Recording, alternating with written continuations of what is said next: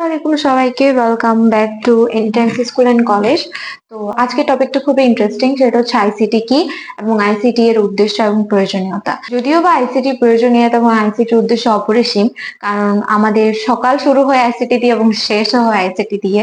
আমরা অবশ্যই জানি আমাদের দৈনন্দিন জীবনে আইসিটি ওতপ্রোতভাবে জড়িত। তো তাও আমরা একটু জেনে নিই। দেখুন, আইসিটিটা আসলে কি। যে প্রযুক্তির মাধ্যমে তথ্য সংরক্ষণ, ব্যবস্থাপনা এবং দ্রুত যোগাযোগ করা হয় তাই হলো আইসিটি। আসুন এখন দেখি আমরা আইসিটি এর আসলে উদ্দেশ্য কি এবং প্রয়োজনীয়তাটা কি। 1 নম্বর, তথ্য আদান প্রদান ও যোগাযোগ। আমরা জানি বিশ্বের যে কোনো প্রান্তে এখন আমরা সহজেই তথ্য আদান প্রদান করতে পারি এবং নিমিষে, সেটা সেকেন্ডের মধ্যে, মুহূর্তের মধ্যে আমরা খুবই যেখানে থাকুক না কেন আমরা খুব সহজে কি করতে পারি, যোগাযোগ করতে পারি। 2, দক্ষ তথ্য ব্যবস্থাপনা।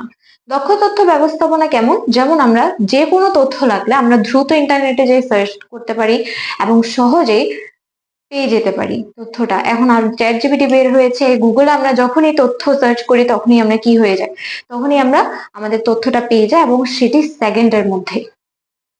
3 নম্বর, শিক্ষায় উন্নয়ন। অবশ্যই শিক্ষার ক্ষেত্রে আইসিটি এর গুরুত্ব অপরিসীম, কারণ আমরা জানি এখন ই লার্নিং ব্যবস্থা আছে। এছাড়া এনিটাইমস স্কুল এন্ড কলেজ, কলেজের যে পাঠ্যগুলা, যে শিক্ষাগুলো তোমরা তাও আইসিটির মাধ্যমে নিতে পারছো। এগুলো আসলে সবই আইসিটির দান, শিক্ষায় উন্নয়ন এই পয়েন্টটা।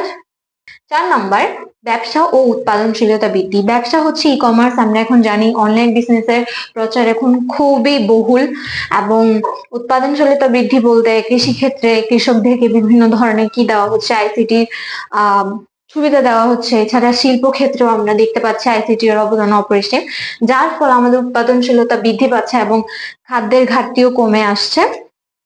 5, কর্মসংস্থান ও দক্ষতা বৃদ্ধি। অবশ্যই আইসিটি এর ক্ষেত্রে যখন আমরা আইসিটি ব্যবহার করি আমাদের কর্মসংস্থানও বৃদ্ধি পায় এবং দক্ষতাও বৃদ্ধি পাচ্ছে। তো এটাই হচ্ছে আইসিটি এবং আইসিটি এর উদ্দেশ্য। আশা করি তোমরা বুঝতে পেরেছো। দেখা হচ্ছে অন্য এক ভিডিওতে। ততদিন পর্যন্ত সুস্থ থাকো। আল্লাহ হাফেজ। আসসালামু আলাইকুম সবাইকে।